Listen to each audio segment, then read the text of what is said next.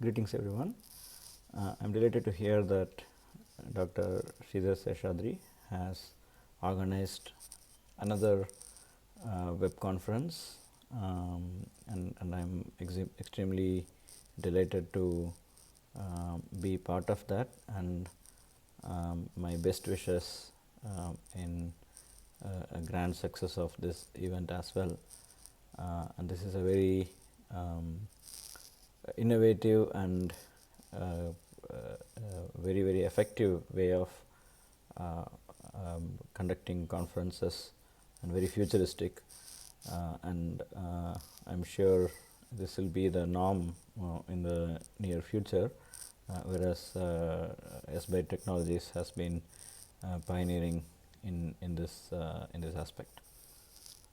So I am going to talk briefly about education, which is one of the topics of this conference. So the digital transformation in education, and what is going to be more effective for the next generation in terms of education. So I will talk based on a few of my recent studies with many other co-authors. The first one is about in the context of ongoing pandemic, we did a field survey or primary survey with a questionnaire for many students all over the country who are doing their undergraduate education in a variety of subjects, and this was about their willingness to do online examination and e-learning and so on. Particularly when it comes to online examination, the perception of the students is that they are not ready, in the sense that there is a lot of fear and psychological factors involved in this. They have not done it before, so they are extremely worried about how effective will it be and so on. And the students, and this is not a common, this is not a like a same response from all the students, but some of them have been positive and some of them have been negative. Students who are positive are the ones who have very good access to internet and technologies, computers and so on. And the students who generally are apprehensive are the ones who don't have access, students in the rural areas and so on. And also their socio-economic background is quite important. So this study gave us a sense of how the digital transformation in education can face a lot of short-term hurdles in implementation. However, when we take into account the problems faced by the students, particularly from the poor backgrounds, from poor socio-economic conditions, and rural areas where access to modern technologies are relatively difficult, although things are improving over time. I think once their concerns are taken into account and they are given access to technologies, when the access to technologies becomes more prominent to all the parts of country, then there could be a very positive effect of digital transformation in education. So this inference that I just mentioned can be made from the response of students who have good access to internet and technologies, who are from good socio-economic backgrounds. So that is mainly the reason why I am able to say this. Secondly, we did another study on the instructor's perspective. What do the people who are teaching and examination investigators, what do they think about it? And from that study, we particularly focused on Mumbai and the Maharashtra state, and there our finding was that they are also equally apprehensive particularly because they have not done it before. So, it is about a first time situation, and there are three hurdles they see. The first is the health difficulty that we are facing now. So, people are worried about the students who may get sick, and also the faculty who may get affected by this in terms of health. Secondly, it is about the technological aspects, how is it going to happen, and what is the infrastructure needed, and so on.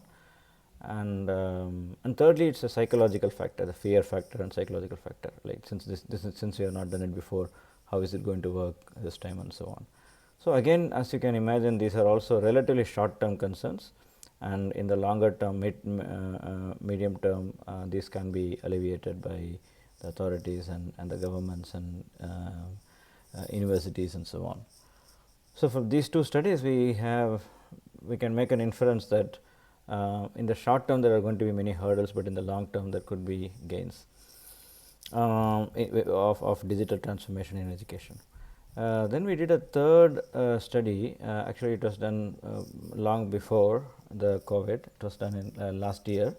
In this study, we looked at the new learning methods and how do they have an impact on the students and their performance and so on. How do the students perceive about them even before the crisis. So, in this study, we found that students today, the next gen students, are not so much interested in just memorizing some concepts and writing based on that, but they want practical relevance, facts and figures, those kind of more impactful ways of learning. So, I think that is an important aspect to consider when it comes to transformations in learning for the next generation. So, that was one major conclusion. So, finally, we did one more study again in the last year, and that was actually for the rural parts of India, and we conducted a primary survey in a village in Uttar Pradesh. And in this study, we looked at the state of schools, how are the schools now and how do they impart education, how are the students, particularly this is mainly about primary and middle and high school, the school going children, while the other three studies were mainly about the college and higher education.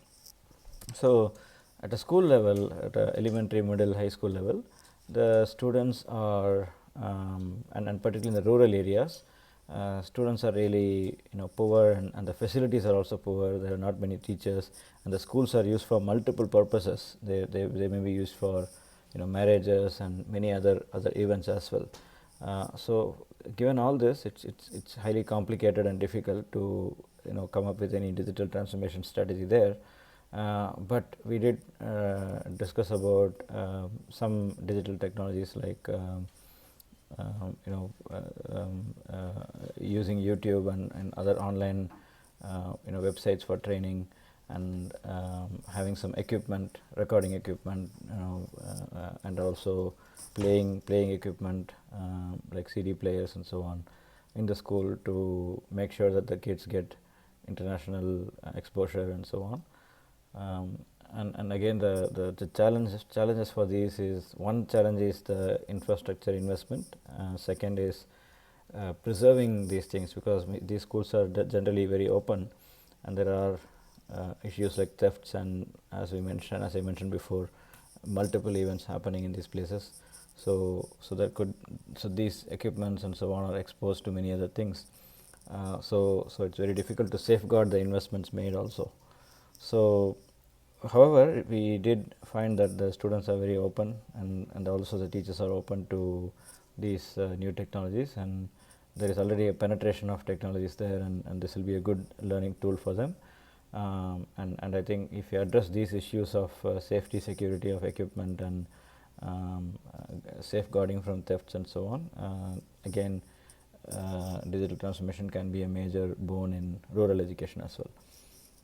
So these are the different dimensions of how to think about digital transformation in the education sector, both rural and urban, both school education and higher college, university education. And so as I think a common thread of all these studies that I mentioned is that there is an issue of short term adjustment, which is very prominent, both for the teachers, for the students, instructors, examiners, for all of them. And there is also clear recognition by all the stakeholders that in the long term this can be a very positive thing, and particularly for getting international exposure and learning from others, not only not keeping the learning to confine with just the teacher and the local students, but also making it global and national and so on. So this is how I see the technological changes in education going forward. So I'm sure there are many other papers and speakers who are going to talk more in more detail and more specific technical aspects on this topic. And I conclude by saying that all these are really important. Coming up with technological solution is extremely important for facing this issue. So thank you so much again, and I wish the program all success. Thank you.